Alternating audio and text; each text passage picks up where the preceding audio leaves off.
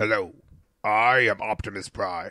The following video will be in French. Please enjoy.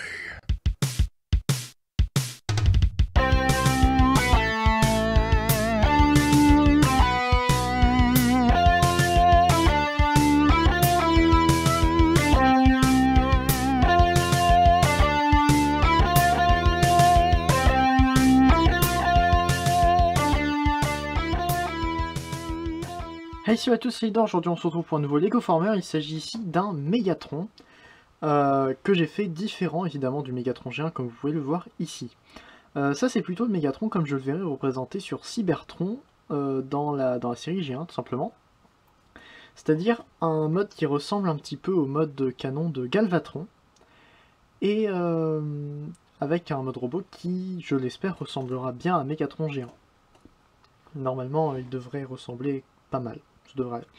Voilà, donc on a une sorte de canon sur deux pieds, donc les deux pieds qui sont là évidemment, vous le voyez. Tout ça en nuances de gris, de noir avec un petit peu de rouge. Donc on retrouve le canon ici. J'ai pas, en fait au départ je voulais faire un... Comment? Oups. Je voulais faire un Mégatron qui se transformait en pistolet, comme le Mégatron, le MP36, ou le MP05, enfin n'importe quel Mégatron cherchant à faire le G1. Mégatron MP36 qui vient d'être révélé au moment où je tourne cette vidéo, hein, pour voir un petit peu le retard dans lequel je me suis mis. Et donc ce Mégatron là ressemble à Galvatron, et je me suis dit que c'était une bonne idée, parce que comme ça Galvatron ressemblait vraiment à Mégatron dans ces deux modes en fait, parce que il ressemble un petit peu en mode robot, il n'y a que la couleur qui va changer, sauf pour le jouet G1. Mais en faisant un mode alternatif comme celui-ci pour Mégatron sur Cybertron, ça nous donne un mode alternatif qui se rapproche plus de Mégatron, enfin de Galvatron, donc un mode cybertronien. Voilà, je parle beaucoup, donc je lui ai fait un petit accessoire qui est son canon à fusion, le voici, qui normalement peut se clipser ici, mais déjà que vous voyez que là il faut, voilà, faut bien le placer. Normalement il est censé se clipser ici, mais là il ne tient plus debout. Donc ce qu'il faut faire c'est déplier, ce qui va former les bras, hein, tout bêtement. Voilà, donc déplier comme ça. Un petit peu plus. Et voilà. Et là vous voyez un autre défaut, c'est la pièce qui tient qui tient le canon en fait, qui a tendance, vous voyez, à se détacher un petit peu. Étant donné que, vous voyez ici que c'est juste un axe, voilà, ça a tendance à se détacher. Bon. Voilà, donc là ça fait une sorte de mode un petit peu plus armé encore. Voilà. J'avais aussi inventé vite fait un mode tank pour ce Mégatron, qui d'ailleurs est assez petit. Si on prend un Deluxe de Dark of the Moon, vous pouvez voir que bon, Skids n'est pas le plus grand des Deluxe, mais vous pouvez voir quand même que c'est un petit Lego Former. Donc j'avais inventé un mode tank, en quelque sorte, pour faire comme le Bad Cube, je crois, qui est en train de faire en ce moment, au moment où je tourne la vidéo, qui est en train de faire sa propre version de Mégatron, c'est... non, Boldform Gladius. Donc voilà, pour la transformation vous êtes en train de voir en ce moment. Voilà, donc là évidemment c'est la tête, hein, donc on essaie de cacher comme on peut. Là on ramène ça comme ça. Attendez. Faut ramener ça ici. Faut un petit peu ajuster tout pour que ça aille.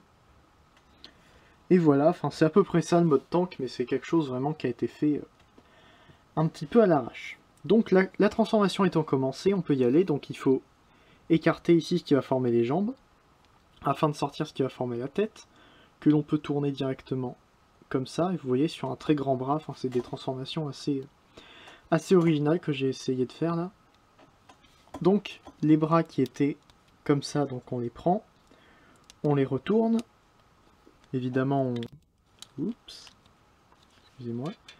Donc évidemment On les remet tous les deux comme ça. Et là, on prend ça, et ça va former le torse. C'est pas le côté ici, mais c'est bien ça qui va former le torse. Comme ça. Voilà. On peut faire un petit peu comme Lockdown de... Lockdown Age of Extinction. Ainsi. Mais bon. Ensuite, on déplie les jambes sur cet axe ici. Puis sur l'axe du genou. Donc, comme ça. Et comme ça fait apparaître encore un petit peu plus de rouge. Et maintenant, pour l'arrière, on ramène ça ici. On met le canon vers là. Comme ça, attendez, juste ici.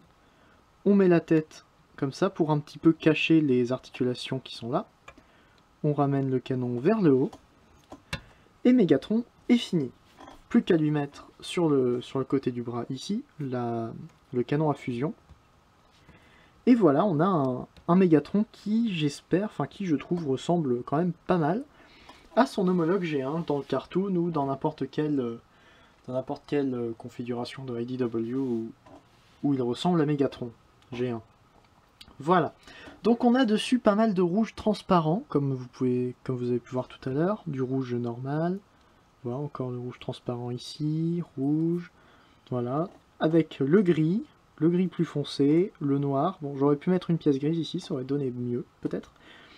Voilà, donc là j'ai essayé de faire une ceinture qui ressort un petit peu, et surtout quand on transforme après, ça vient se caler parfaitement ici. J'ai vraiment essayé de faire en sorte qu'il se transforme le mieux possible, et en même temps que la transformation ne se voit pas trop.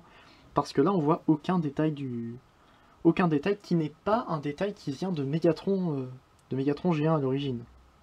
Voilà, j'ai essayé de faire quelque chose le mieux possible, le plus joli possible. Niveau articulation, évidemment, il a la tête sur le côté, c'est la transformation. Oups, faut pas appuyer derrière, comme ça. On peut bouger un petit peu ça, on peut bouger les bras. Bon, celui-ci est un petit peu gêné par tout ce qui est l'ensemble du canon ici. Donc, on peut bouger les bras, comme ça, les coudes qui sont sur Ratchet. Ensuite, jambes avant comme ça, arrière comme ça. On a bon le genou qui peut se plier vers l'avant, mais surtout vers l'arrière à 90 degrés. Et après, pas de mouvement au niveau des pieds, sinon on peut un petit peu bouger ça aurait pu accommoder le mouvement des pieds, mais il n'y en a pas. Voilà, donc on peut avoir des poses qui sont plutôt pas mal. Ça donne bien, je trouve. Et donc en comparaison avec un Scout Class, voici Knockout for the Decepticons ou Revenge of the Fallen, je sais plus. Et donc voilà, c'est un bon Scout Class, c'est un gros Legends de nos jours, si je vais en chercher un.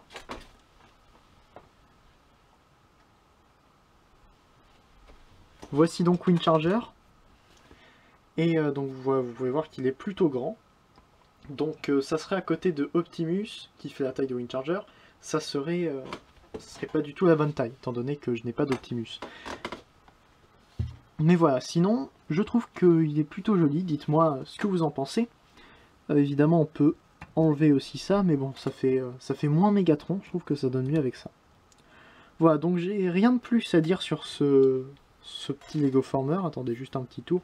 On voit qu'il y a un trou ici, un immense trou ici, mais bon, c'est pas non plus très grave, hein. Les jambes sont un petit peu creuses aussi. J'ai vraiment essayé de les faire plutôt larges et assez épaisses, enfin quelque chose qui donne bien. Mais bon, pour l'intérieur, après, à cause de la transformation, je pouvais pas faire mieux. Donc voilà, vu de derrière, c'est pas non plus le meilleur truc qui soit. Mais bon, voilà. Donc j'espère que ça vous a plu. Je vous invite à regarder les chaînes des reviewers qui sont juste après en description ou juste après dans la vidéo, juste en dessous en description. Je mélange tout, je vais aller trop vite. Donc normalement on devrait se retrouver bientôt pour une prochaine vidéo. Enfin bientôt, tout est relatif, mais voilà, on devrait se retrouver plus tard pour une prochaine vidéo. Stay there, Fun Farmer un jour, Fun Farmer toujours. Allez, salut!